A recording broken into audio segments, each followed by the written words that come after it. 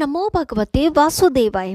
आज हम आपको श्री कृष्ण और उद्धव जी की एक कथा सुनाने जा रहे हैं। एक बार उद्धव जी ने भगवान श्री कृष्ण से पूछा, कृष्ण आप तो महाज्ञानी हैं, भूत वर्तमान व भविष्य के बारे में सब कुछ जानने वाले हो, आपके लिए कुछ भी असंभव नहीं। मैं आपसे मित्र धर्म की परिभाषा जानना चाहता हूँ, उसके गुण धर्म क्या क्या हैं। भगवान बोले, उद्धव सच्चा मित्र वही है जो विपत्ति के समय बिना मांगे ही अपने मित्र की सहायता करे। उद्धव जी ने बीच में रोकते हुए कहा, हे कृष्ण अगर ऐसा ही है तो फिर आप तो पांडवों के प्रिय बांधव थे। एक बांधव के रूप में उन्होंने सदा आप पर विश्वास किया, परंतु आपने सच्चे मित्र की जो परिभाषा दी है उसके अनुरूप मित्रता नहीं निभाई। आप चाहते तो पांडव जुए में जीत सकते थे। आपने धर्मराज युधिष्ठिर को जुआ खेलने से क्यों नहीं रोका?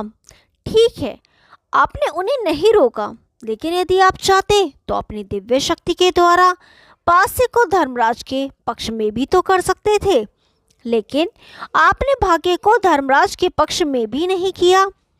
आप कम से कम उन्हें धन, राज्य और स्वयं को हारने के बाद भी तो रोक सकते थे।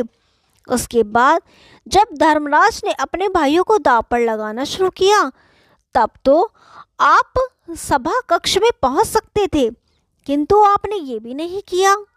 इसके बाद जब दुष्ट दुर्योधन ने पांडवों को भाग्यशाली कहते हुए द्रौपदी को दांव पर लगाने हेतु प्रेरित किया और जीतने पर हारा हुआ सब कुछ वापस कर देने का लालच दिया, कम से कम तब तो आप हस्तक्षेप कर ही सकते थे। लेकिन इसके स्थान पर आपने तब हस्तक्षेप किया जब द्रौपदी लगभग अपनी लाज खो रही थी।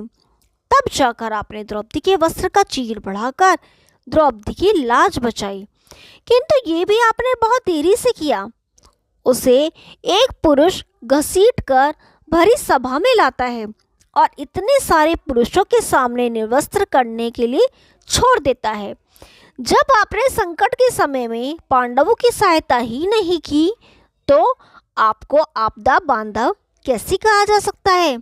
क्या यही धर्म है? भगवान श्री कृष्ण बोले, हे उद्धव सृष्टि का नियम है कि जो विवेक से कार्य करता है विजय उसी की होती है। उस समय दुर्योधन अपनी बुद्धि और विवेक से कार्य ले रहा था, किंतु धर्मराज ने तनिक मात्र भी अपनी बुद्धि और विवेक से काम नहीं लिया। इसी कारण पांडवों की हार हुई। भगवान कहने लगे कि हे उद्धव, दुर्योधन के पास जुआ खेलने के लिए धन तो बहुत था, लेकिन उसे पासों का खेल खेलना नहीं आता था, इसलिए उसने अपने मामा शकुनी से दूध कीड़ा करवाई। यही तो उसका विवेक था। धर्मराज भी तो इसी प्रकार विवेक से कार्य लेते हुए ऐसा सोच सकते थे और अपने चचेरे भाई को पासा देकर उनसे चाल चलवा सकते थे, या फिर ये भी कर सकते थे कि उनकी तरफ से श्री कृष्ण यानी मैं खेलूँगा। जरा विचार करो कि अगर शकुनी और मैं खेलती तो कौन जीतता? पासे के अंक उसके अनुसार आते या मेरे अनुसार? चलो इसे भी छोड़ो, उन्होंने मुझे खेल में शामिल नहीं किया, इसके लिए तो उन्हें क्षमा भी किया जा सकता है। लेकिन उन्होंने विवेकहीनता से एक और बड़ी गलती तब की जब उन्होंने मुझसे प्रार्थना की कि मैं तब तक सभा कक्ष में न आऊं जब तक कि मुझे बुलाया ना जाए, क्योंकि मैं उनका दुर्भाग्य था कि वे मुझसे छुपकर जुआ खेलना चाहते थे। इस प्रकार उन्होंने मुझे अपनी प्रार्थना से बांध दिया। मुझे सभा कक्ष में आने की अनुमति नहीं थी। इसके बाद भी मैं कक्ष के बाहर बहुत समय तक प्रतीक्षा कर रहा था कि मुझे कब बुलावा आता है। पांडव जुए में इतने डूब गए कि भीम, अर्जुन, नकुल और सहदेव सब मुझे भूल गए और मुझे बुलाने के स्थान पर केवल अपने भाग्य और दुर्योधन को कोसते रहे। अपने भाई के आदेश पर जब दुशासन द्रौपदी को बाल पकड़कर घसीटता हुआ सभा कक्ष में लाया, तब वह अपने सामर्थ्य के अनुसार जूझती रही। तब भी उसने मुझे नहीं पुकारा।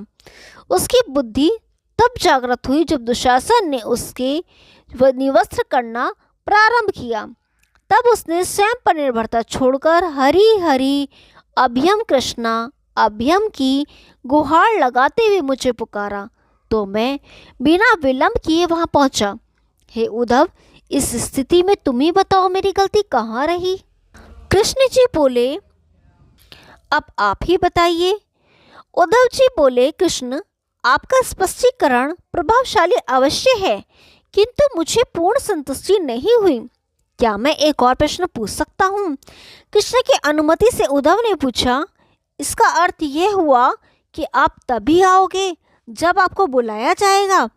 क्या संकट से घिरे अपने भक्त की मदद करने आप स्वतः नहीं आओगे?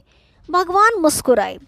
उद्धव, सृष्टि में हर किसी का जीवन उसके स्वयं के कर्मों के प्रतिफल के आधार पर चलता है। मैं इसमें प्रत्यक्ष रूप से कोई हस्तक्षेप नहीं करता। मैं तो केवल एक साक्षी हूँ, जो सदैव तुम्हारे साथ रहकर जो हो रहा है उसे देखता रहता हूँ। यही ईश्वर का धर्म है। भगवान को ताना मारते हुए उद्धव जी बोले, वाह वाह, बहुत अच्छा कृष्ण। तो इसका अर्थ यह हुआ कि आप हमारे नज़दीक खड़े रहकर हमारे सभी कर्मों को देखते रहेंगे। हम पाप पर पाप करते जाएंगे और आप हमें रोकने के स्थान पर केवल देखते रहेंगे। आप क्या चाहते हैं कि हम भूल करते करते पाप की गठरी बांधते रहें और उसका फल भोगते रहें? भगवान बोले, उद्धव, तो धर्म और मित्रता को समीप से समझो। जब तुम समझकर अनुभव कर लोगे कि मैं तुम्हारा साथ हर्षण रहता हूँ, तो क्या तुम पाप कर सकोगे? तुम पाप कर ही नहीं सकोगे और अनेक बार विचार करोगे कि मुझे विधाता देख रहा है। किंतु जब तुम मुझे भूल जाओगे और यह समझने लगोगे कि तुम मुझसे छुपकर कुछ भी कर सकते हो, तुम्हें कोई नहीं देख रहा, तब ही तुम संकट में फंसते हो। धर्मराज का अज्ञान यह था, उसने समझा कि वह मुझसे छुपकर जुआ खेल सकता है। अगर उसने यह समझ लिया होता कि मैं प्रत्येक प्राणी मात्र के साथ हर समय उपस्थित रहता हूँ, तो क्या वह जुआ खेलते? और यदि खेलते भी तो जुए के उस खेल का परिणाम कुछ और नहीं होता।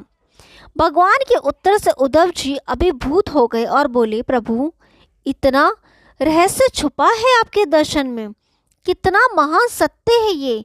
पाप कम करते समय हम ये कदापि विचार नहीं करते कि परमात्मा की नज़र सब पर है, कोई उनसे छुप नहीं सकता और उनकी दृष्टि हमारे प्रत्येक अच्छे बुरे कर्म पर है। परंतु इसके विपरीत हम इसी भूल में जीते रहते हैं कि हमें कोई नहीं देख रहा। प्रार्थना और पूजा हमारा विश्वास है। जैसे ही हम यह विश्वास करना शुरू करते हैं कि भगवान हर क्षण हमें देख रहे हैं, उनके बिना पत्ता तक नहीं हिलता, तो परमात्मा भी हमें ऐसा ही आभास करा देते हैं कि वे हमारे आसपास ही उपस्थित हैं और हमें उनकी उपस्थिति का आभास होने लगता है। हम पाप कर्म केवल तभी करते हैं जब हम भगवान को भूलकर उनसे विमुख हो जाते हैं। ओम नमो भगवते वासुदेवाय। यदि आपको ये कहानी पसंद आई तो वीडियो को लाइक कीजिए, शेयर कीजिए और चैनल को सब्सक्राइब कीजिए। हम आपके लिए ऐसी रोचक पुरानी कथाएं लाते रहेंगे। तब तक के लिए नमस्कार।